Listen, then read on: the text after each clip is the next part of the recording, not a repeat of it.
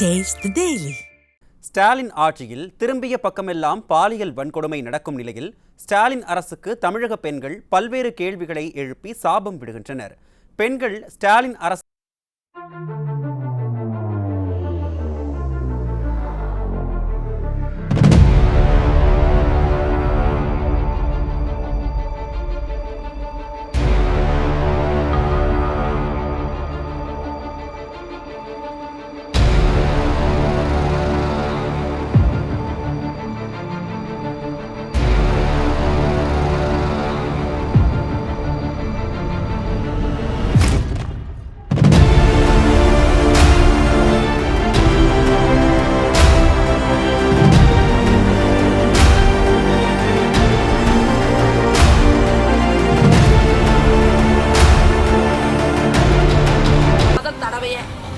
நடந்தது இவ்வளோ நாள் அண்ணா யூனிவர்சிட்டியில் பேர் போன இடம்.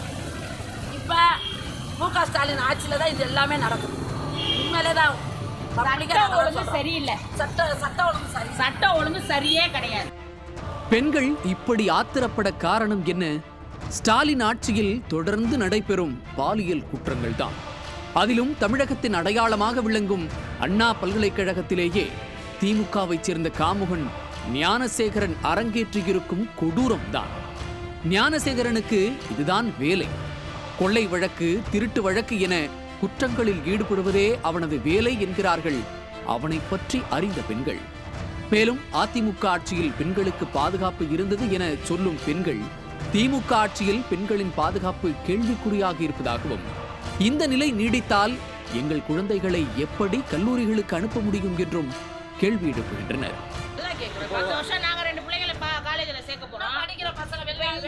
எங்க இருந்தோ வந்து படிக்குதுங்க சென்னையில. நாங்க சென்னையில இருந்து வேற ஊருக்கு அனுப்புவோம். இப்ப எங்க பிள்ளைங்களுக்கு என்ன பாதுகாப்பு சொல்லுங்க? வயசு பிள்ளைங்களை அனுப்புறோம், என்ன பாதுகாப்பு? வெளியூருக்கு அனுப்ப முடியும்.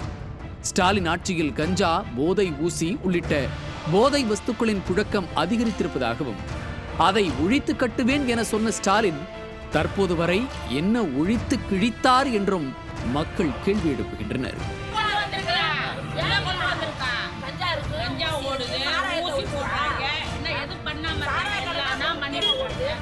என்னத்தை ஒழிச்சு வச்சுன்னா ஒன்னும் ஒழிக்கல.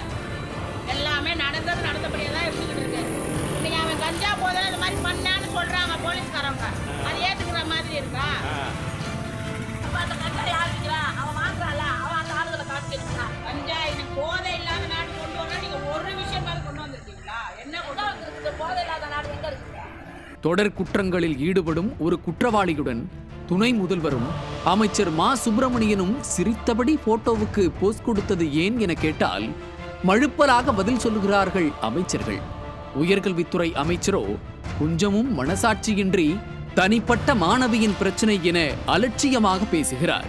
ஆக மொத்தம் திமுக உடன்பிறப்பு ஞானசேகரை காப்பாற்ற முயன்று தமிழக பெண்களிடம் அம்பலப்பட்டு நிற்கிறது ஸ்டாலின் அரசு. தமிழக பெண்கள் ஸ்டாலின் அரசுக்கு எதிராக ஒரு வேள்வியை தொடங்கி இருக்கிறார்கள் என்பது காலனியால் தாக்கியதையும் மண்ணை வாரி தூவியதையும் பார்க்கும் போதே உணர முடிகிறது.